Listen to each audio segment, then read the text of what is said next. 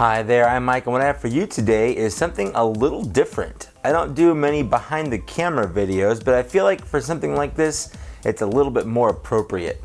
As you can see, I got the IG-88 archive figure, and I have the original Phase 2 IG-88 right here. I just kind of want to do a side-by-side comparison and see what some of the differences are, if there are any that I can tell. So for now, I'm going to take this away, and we're going to focus on this. First of all, the package. This is the new Archive series packaging. You can see on the side it says Archive. On the side it's got IG-88. It's got a little drawn picture of him right here. We have the figure and then the accessories.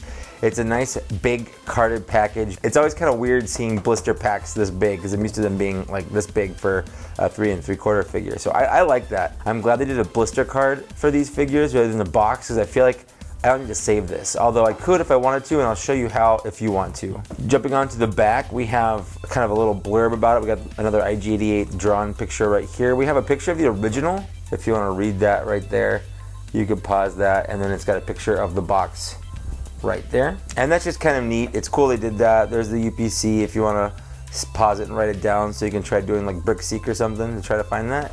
And then there's nothing up there. That's just all of IG-88 right there.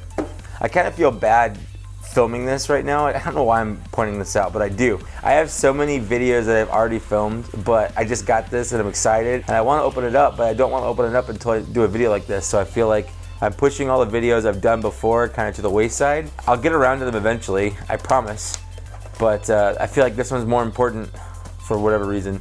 So what I usually do for these figures is I make a little incision along the base of 3 of the sides. I almost cut my finger there. Just kind of get in there and just slice, and then make sure I meet all of the different sides here, like that. There we go. Now we just pull the blister out from underneath here, so we have a nice empty blister pack, a bubble. You can put that back in there if you want. This is the figure here. I'm gonna go ahead and pull this out. Now we have this rifle, which is, I mean, it comes with the same accessories.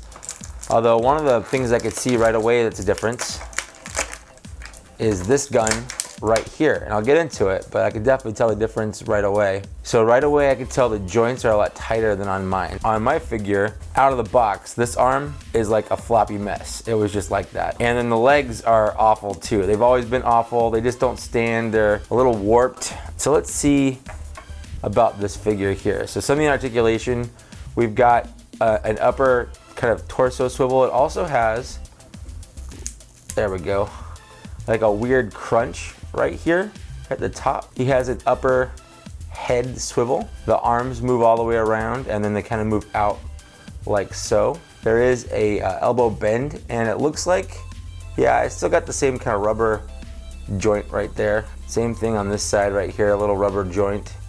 I know a lot of people were complaining that this was kind of failing on them over time. Legs moving forward, legs moving backwards. The problem is we have these hoses here that keep this from getting any kind of meaningful movement forwards and backwards. I can definitely tell there's still a little warping right here.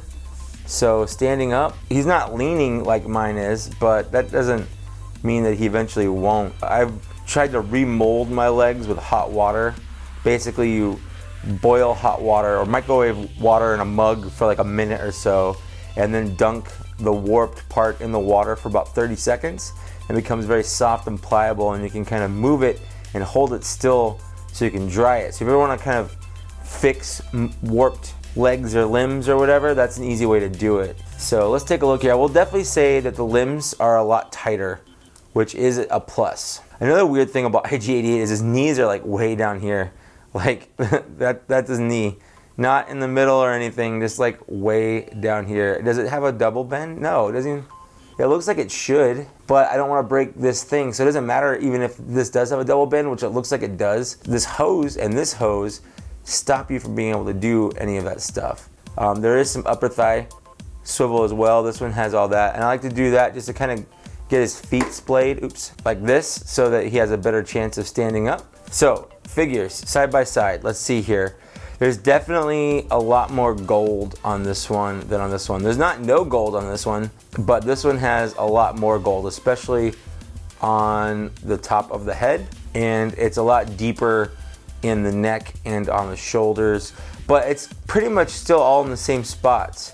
Like you can see the gold is still there. It's just a lot richer on the new one than it is on the gold one. So it's not like that's new. You can see IG-88 from the back. There's a lot of detailing on IG-88, and that's really cool. I know I never reviewed IG-88 in the first hand, but I think he's honestly still, even now, one of the worst figures in the line. He's got some pluses. He's got a lot of great detail in here.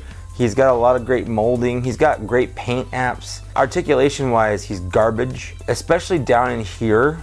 This is very, very flimsy. The problem with this one I've always had, where this leg has been like significantly shorter than this one. You can see I'm standing him up and this leg is just slightly off the ground. So every time I put him down, he leans until he just eventually falls over.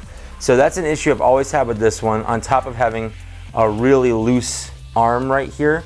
It's almost like this was a KO, but I know it wasn't. I got it from Entertainment Earth, so there's no way this was a KO. And I got it with a bunch of other figures that, you know, definitely weren't KOs. This was a really bad figure, a lot of QC issues.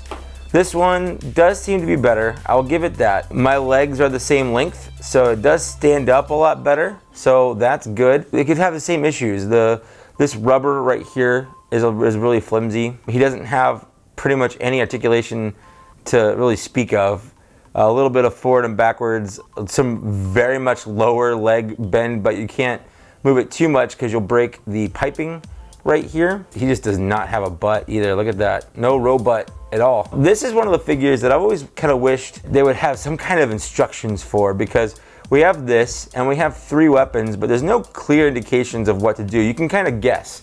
But let's take a look at his weapons real quick. And the biggest one out of the package I could tell is between these two. This one right here is the original blaster. This one right here is the one from the new one. You can see there's a significant size difference. This is the size it's supposed to be. This is undersized. I've always thought that this one was undersized. It's weird that he came with such a small one. Now the way that he holds this is he's got 2 dots on each arm. This one has corresponding dots on the bottom. I don't know if you can see it because it's like black on black.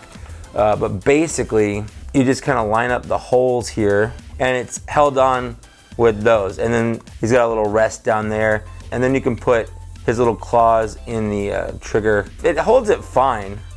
That's never been an issue, but this one's definitely a lot bigger. Let me show you what I mean here. So that's what this looks like versus that. So it's definitely significantly bigger, which is a plus right away. I mean, that's the reason to buy the archive alone. He also comes with an axe, and as far as I can tell, both of these are pretty much identical. They both have a gold base with a silver top. I don't even think you can make him hold it because there's no way to get it in there. He doesn't have like an obvious place I can see to put it.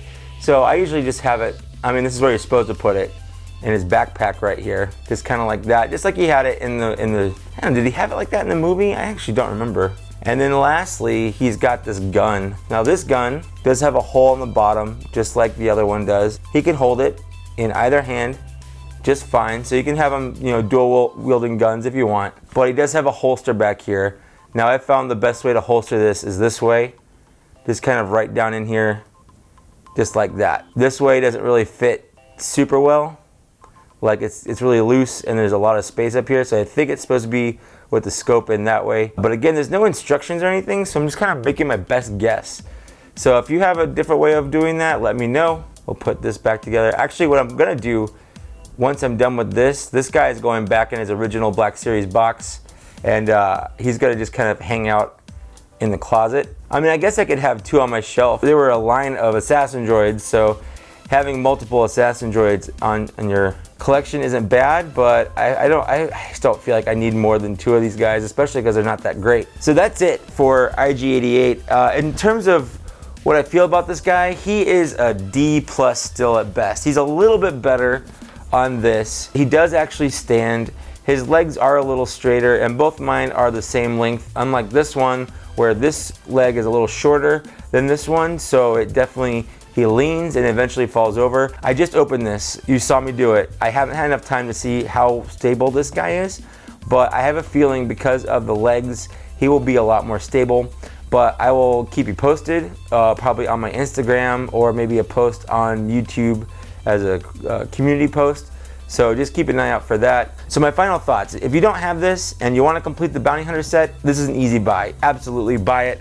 It's the best IG-88 made of the two. If you have this one and yours sucks and you want a better one, this might be worth spending the $20 on, but it's not as good as you might have hoped. The gun is bigger, and again, mine stands up straighter, so there are some pluses there, but I mean, it is another 20 bucks.